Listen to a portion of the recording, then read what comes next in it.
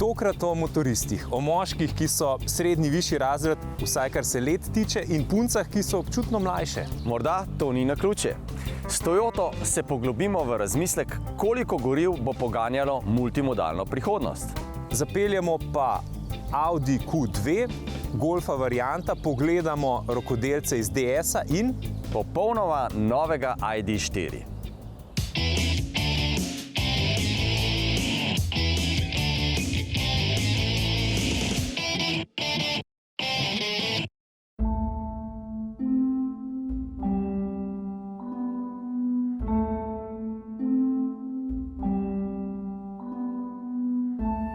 Pozdravljeni v avtomobilnosti. V Agenciji za varnost prometa se v zadnjih letih z motoristi ukvarjajo bistveno bolj sistematično in analitično. Že dolgo je namreč jasno, da sistematične akcije in opozorila same po sebi niso dovolj. Še več, če hočemo, da so akcije uspešne, moramo vedeti, kje nekoga najdemo, koga nagovarjamo in kako dobimo njegovo pozornost. Ker motorist ni en. Motoristi že z izbiro vrste motorja nakažemo, kakšen vozniški slog nam je bližje. Od cestnih športnih motorjev, enduro potovalnih ali recimo čoparjev. Za motoriste to velja še bolj kot za avtomobiliste, kjer je oblik in vrst karoserij prav tako veliko.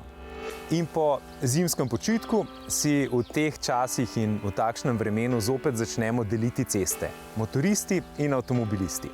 Zato sezono začenjamo z opozorilom, skoraj padci in proženjem varnostnega meha, airbaga.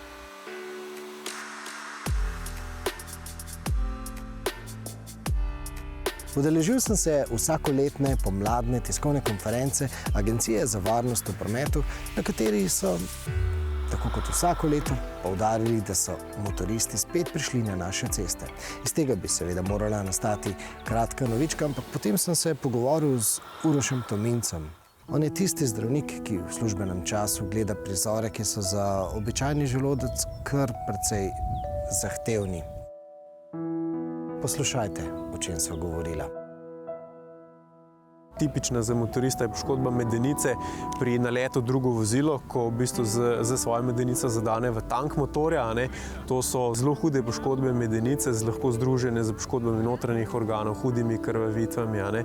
Bi si želeli na motorju imeti tak tank, da bi v bistvu naše telo spovzelo mimo, ampak seveda to bi lahko pomenilo, da bi pa pravzaprav motorista izstrelilo čez tank naprej. Resnici bi rabili airbag.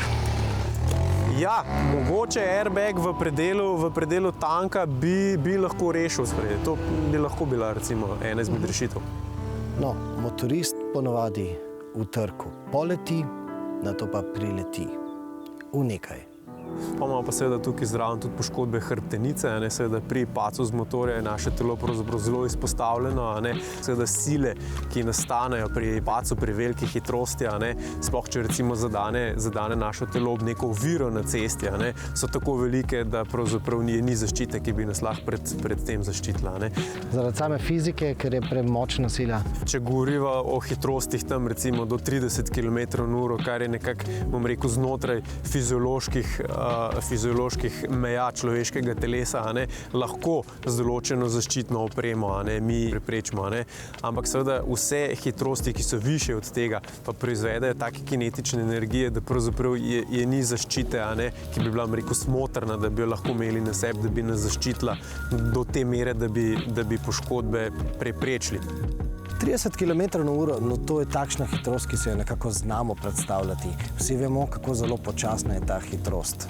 In ja, boste rekli, s 30 km do ničle, no, to se pač ne zgodi, ampak ravno tukaj je srž problema.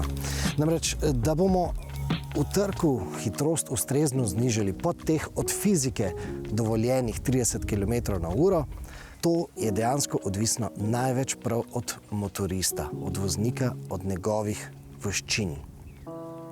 In tu zaboli, kajti statistika pravi, da na urgenco prihajajo predvsem motoristi, ki v nesreči niso imeli stika z drugim vozilom. In statistika AVP-ja tudi pravi, da so motoristi pogosto naredili vozniško napako. Zato, ker smo nevešči, ker premalo treniramo.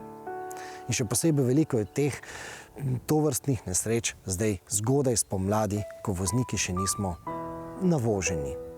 No, naj bo letos drugače. Ponavadi je tako, ker se pojavijo te prve temperature spomladanske, je asfalt še zmeraj vlažen, je mrzel, tako da za kakšne ovinke tako ali tako še ni. Zato se pač več ali manj se res na začetku držimo takih krajših destinacij, tukaj le malo po okolici Ljubljane. Itak nismo navajeni sami držati na motorju, naslednji dan po vožnji imamo mogoče še kakšen muskel fiber, nas vse boli. Enostavno si po domače rečeno trd na motorju, lesen. Te občutke moraš dobiti nazaj, da vse ovire padejo s tebe dol in lažje pol obvladaš motor. Pač čim več vožnja, po domače zid sledar, da dobiš, da se navozaš, da imaš kilometrino za sabo in potem si sposoben tudi na kakšne daljše ture iti. Na posamezniku je odvisno, kako bo se pripravil na sezono.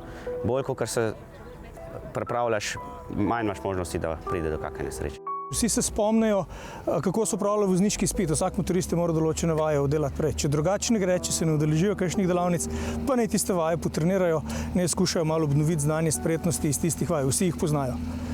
Govorijo o osmicah. Govorimo o osmici, o slalomu, o ustavljanju oziroma zaviranju v sili. Te vaje so relativno zahtevne in se da tudi z njimi precej izboljšati motorične spretnosti. Motorno kolo se upravlja s celotnim telesom. Vsak ud ima neko svojo nalogo. Tudi kasneje smo utrujeni, če smo dobro fizično pripravljeni. Gles držimo v tem aktivnem položaju sedenja na motornem kolesu, kar pomeni, da tudi če pridemo v neko nevarno situacijo, veliko več možnosti, da bomo pravilno odreagirali. Seveda, če poznamo pravilno tehniko izvedbe. Obnoviti je treba torej levje skoke in druge napotke priljubljenih gimnastikov Filipa in Blaža. In naj ne bo izgovorov, da zaradi korone ne smete v telovadnico. Tudi domače YouTube vaje bodo bolj pomagale kot pa sedenje na kavču. In če se vrnemo k drsenju in poletom, da bomo lahko na ta način zniževali hitrost v trku, je potrebna seveda prava oprema. Tudi airbag. Airbag zdaj popolnoma ščiti prsni koš. Predvsem je pa izjemno pomembno, da airbag zaščiti tale del okrog čelade. Prav onemogoča to nekontrolirano vpletanje z glave, kar pomeni, da zaščiti vratna vretenca in celotno hrbtenico tole spodaj zadaj. Zdaj slišite, da rahlo piskanje, kar pomeni, da se airbag v tistem trenutku, ko se je aktiviral, se zelo počasi prazne in čez nekaj sekund se bo v bistvu povsem sam spraznil. Ta airbag je uporaben tudi večkrat, s tem, da se v bistvu zamenja kapsula, ki aktivira oziroma sproži in napolni tale airbag. Če ga vozite, če trenirate, če vadite, bo zadeva šla vse na boljše. Ampak predvsem je pomembno, da tudi motoristi razumejo napake, torej zakaj do napake, tudi kaj na cesti naredijo, zakaj do napake je prišlo in kako to napako popraviti. Ker če mi skozi na isti način vozimo, pa skozi eno in isto napako popravljamo, pa skozi zmanjšujemo sam hitrost, ni vedno problem samo v hitrosti. Včasih je problem tudi v tehniki, v pravilni izvedbi, v razumevanju, zakaj do napak prihaja. To je ključno. Ko razumejo, zakaj prihaja do napak, potem to stvar lahko popravijo. Dobra telesna pripravljenost, pamet v glavi, trening vozniških veščin, predvsem pa nas lahko pred strašnimi fizikalnimi dejstvi Uroša Tominca lahko rešijo sposobnosti predvidevanja. Cesto je nenehno treba brati, stalno opazovati, kaj nam pravi, kaj se bo zgodilo, biti ves čas zbran in pozoren. Ker to pomeni, da tudi če bo prišlo do izredne situacije, bomo takrat vedeli, kako reagirati oziroma tudi kam zapeljati. Vedno se išče neko rešitev in motoristi jo velikokrat, ko pride dejansko do neke kritične situacije, iščemo izključno zgolj na cesti. Ni vedno rešitev samo cesta, obstajajo ob cesti tudi travniki in tako naprej. Šosej ne boš zapeljati na travnik, kot se zaleteti v stoječe vozilo. Seveda, spet smo pri podatku našega travmatologa Tominca. 30 km/h. Takrat, ko gre za res, moramo narediti vse, kar je v naši moči, da se ustavimo počasi. Čim bolj počasi. Po oglasih pa zapeljamo svetlečega novega DS7 kar iz novega DS salona, ki je bolj kot klasičen avtomobilski salon podoben butiku visoke francoske mode. Zapeljamo pa še prenovljenega Volkswagena Golfa varianta, ki ponuja še več prostora kot prej. Pa dinamičnega Audi Q2. S Toyoto pa pogledamo, katera goriva in na kakšen način nas bodo poganjala v prihodnosti. Toyota temu pravi Kenshiki.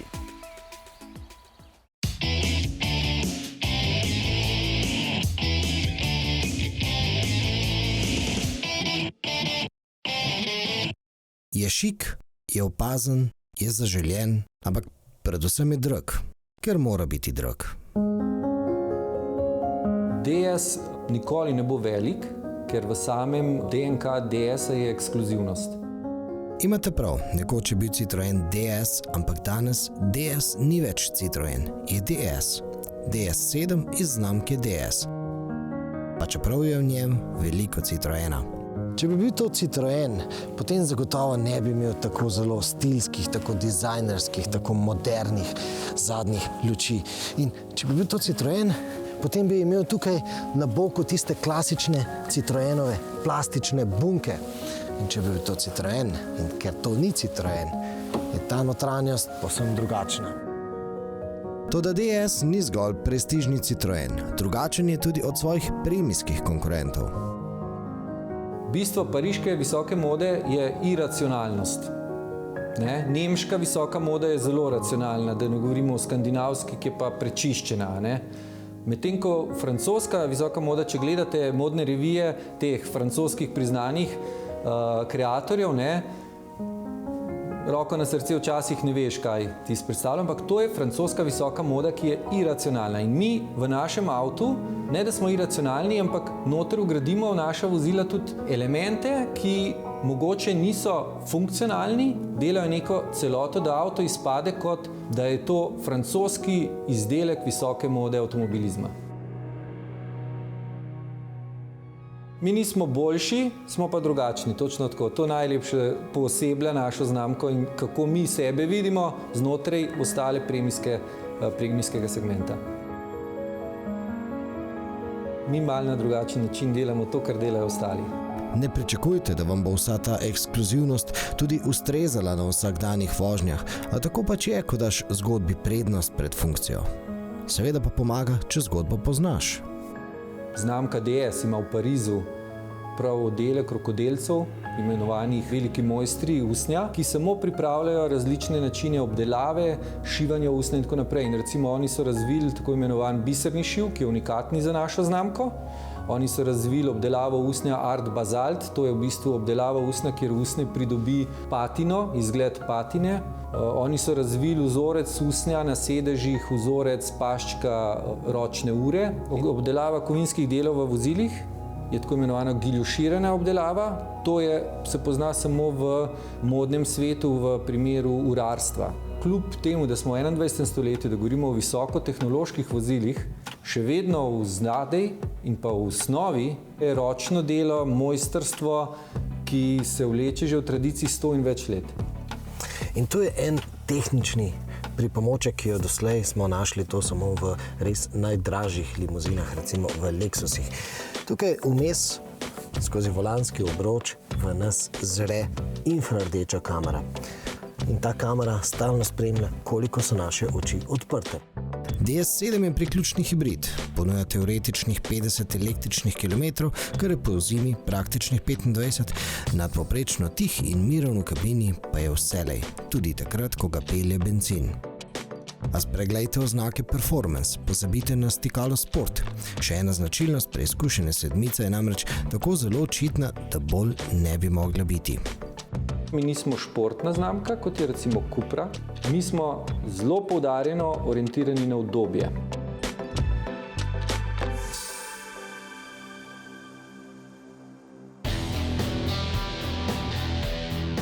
V začetku motoristične sezone motoriste praviloma opozarjamo na pasti pomladne vožnje. In to že leta. Težko je torej reči, da motoristi za nevarnosti ne bi vsaj slišali. Pasti nevarne vožnje pa se skrivajo tudi drugje. Pogosto tudi v dokazovanju in pretiravanju. In ob tem sem se spomnil na misel človeka, ki se je dokazal sebi in vsem nam. Glejte, jaz na cesti enostavno ne iščem več tega zadoščenja samemu sebi. Komu naj se pa dokaže na cesti, ne? Enostavno me ne morajo več sprovocirati, da bi delal neumnosti. Z vsemi temi 1000 kilometri, ki sem jih tudi že preživel na motorju, se počutim varnega, predvsem pa iščem svojo varno pot. Tu res ni kaj dodati. Naj bo vožnja s motorjem ali avtom užitek in ne dokazovanje.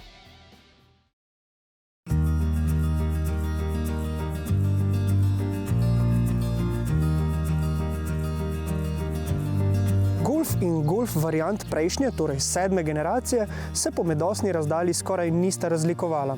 No, zdaj pa je temu nekoliko drugače. Medosna razdalja novega varianta je v primerjavi s kombi limuzino daljša za točno 6 cm in to je točno toliko. No, če se to morda na prvo žogo ne zdi veliko, pa je lahko v resnici prav teh 6 cm odločilnih, da lahko na zadnji klopi udobno potujemo. No, poleg tega prostorskega dodatka pa je tukaj zadaj v variantu tudi sicer zelo udobno potovati. Tukaj je zelo svetlo zaradi takšnih razmeroma velikih oken. Hvalimo pa tudi 2 USB vtičnici na sredini, kjer lahko svoj mobilni telefon napolnite, no, potem pa ga lahko zelo priročno pospravite v takšne žepke na prednjem sedežu. Druga prednost varianta pa je seveda prtljažnik. Ta ima 611 litrov uporabne prostornine, kar pomeni, da je približno tretjino večji od klasične kombi limuzine in med največjimi v razredu. Takole, za lažjo predstavo, širina nakladalne odprtine je točno 1 meter in tudi dolžina prtljažnika je točno 1 meter. Sicer pa je prtljažnik nadgrajen tudi z novimi zelo priročnimi pritrdilnimi mesti, da lahko kaj privežemo, no sami pa bi izbrali tudi doplačilno električno zapiranje prtljažnih vrat, ker so ta že kar težka in nerodna. No, tokrat torej njegovi snovalci niso gledali le na racionalnost, ampak tudi na všečno obliko. Primer, zaradi tega bolj položnega stekla izgubimo nekaj litrov prtljažne prostornine.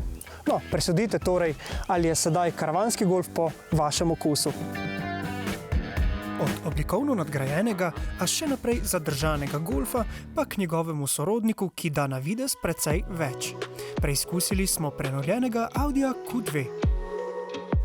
Z oblikovnimi osvežitvami je tako, da ponavadi ne posegajo drastično v obliko avtomobila. Če to delajo Nemci, še toliko manj. Zato bo ločiti med tem novim Audijem Q2 in njegovim predhodnikom izjemno težka naloga. Tudi v notranjosti ni večjih sprememb. Predvsem veseli dejstvo, da oblikovalci avta niso pokvarili s pretirano digitalizacijo. Tako lahko sicer hitrost vozila in ostale potrebne informacije za vožnjo spremljamo na digitalnem zaslonu, ki ga pri Audiju imenujejo virtualni kokpit.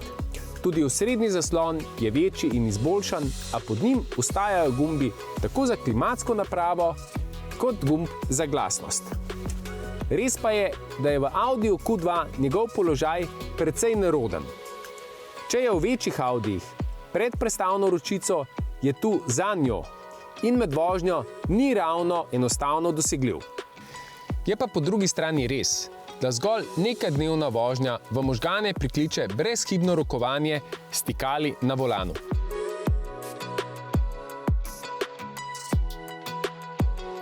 Pod motornim pokrovom se skriva 1,5-litrski turbobencinski motor.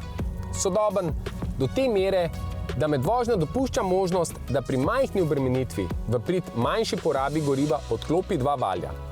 Dobrodošla funkcija, ki pa jo v praksi težko namensko uporabljamo. Po drugi strani pa tale Q2 spada v svet Audijevih premijskih avtomobilov, zato verjamemo, da lastnik zaradi litra ali 2 višje porabe ne bo pretirano zaskrbljen.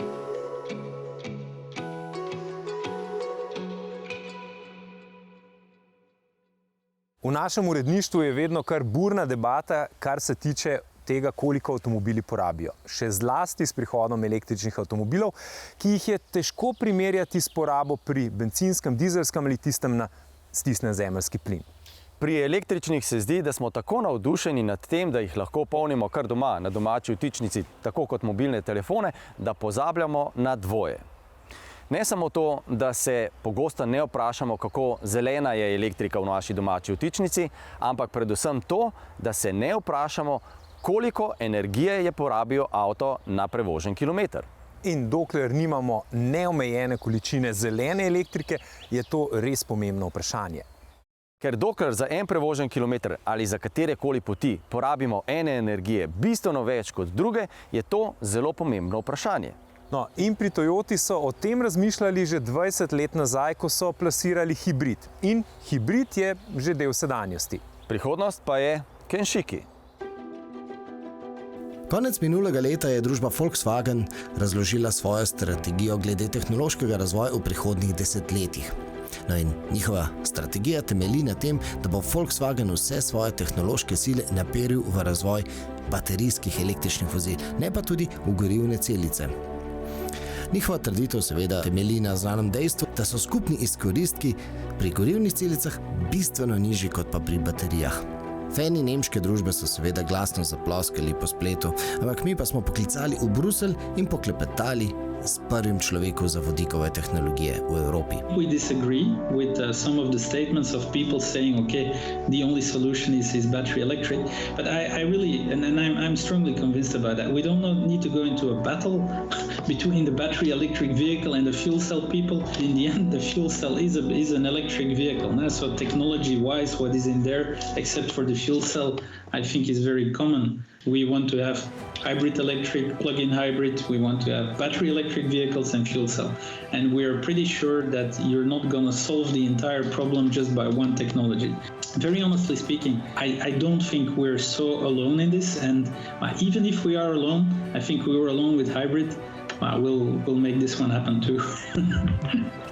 Res je, Toyota ni sama v tem videnju. Ne omenimo samo Mercedes-Benz, pa Hyundai in Kia in še celo sam veliki Volkswagen še zelo verjame v gorivne celice. Ampak dilema se ne tiče toliko naše osebne mestne mobilnosti. The fuel cell technology is very versatile. Yeah, with hydrogen we can create electricity everywhere.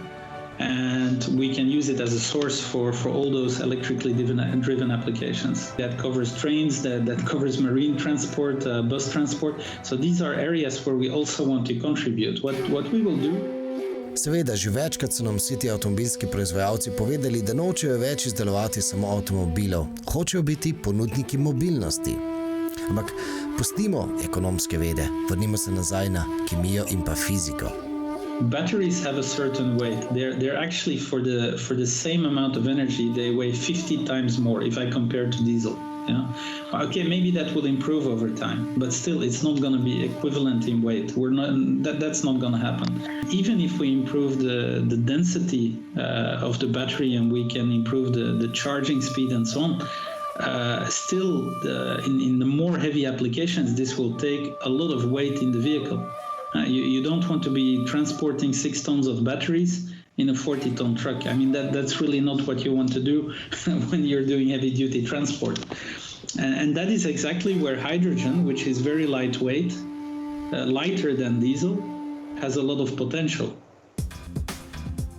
Torej tudi v prihajajoči nizkoogljični dobi ne bomo imeli idealne tehnologije. Baterije so sicer super, ampak omejeno uporabne.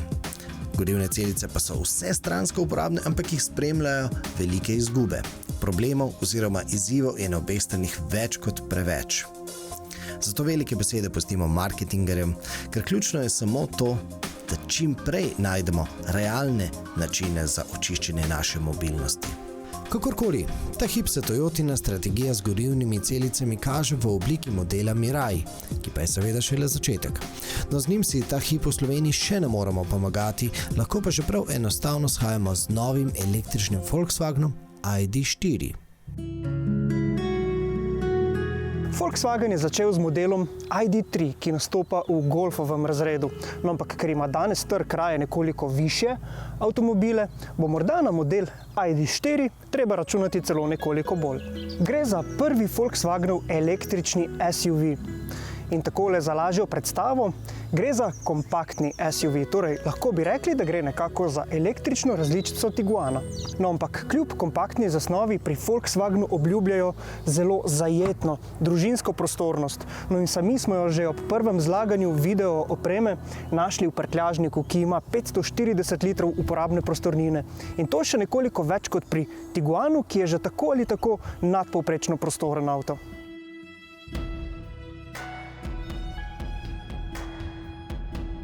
No, ker gre za družinski avto, pa bo seveda zelo pomembno tudi sedenje na zadnji klopi. No in takole na prvi vtis smo ugotovili, da je zadnja klop postavljena zelo visoko, oziroma sedi se bistveno više kot na prednjih sedežih. Kaj pa električni pogon?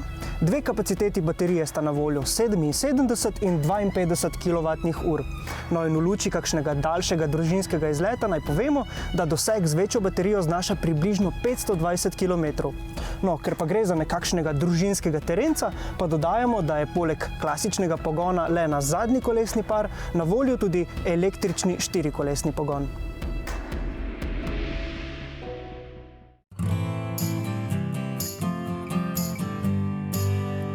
Letošnja pomlad bo očitno spet drugačna. Prevozili bomo manj kilometrov in bomo v slabši vozniški kondiciji, tako na motorju kot v avtu. Ampak kilometri počakajo, doživetja pa tudi upam. No, lahko pa spoznate kakšno novo regijsko pot. Uživajte kjerkoli ste, varno in srečno. Mi se kmalu spet vidimo, vmes pa skočite na rtvslo.si / avtomobilnost ter na naša Instagram in Facebook ter YouTube profil.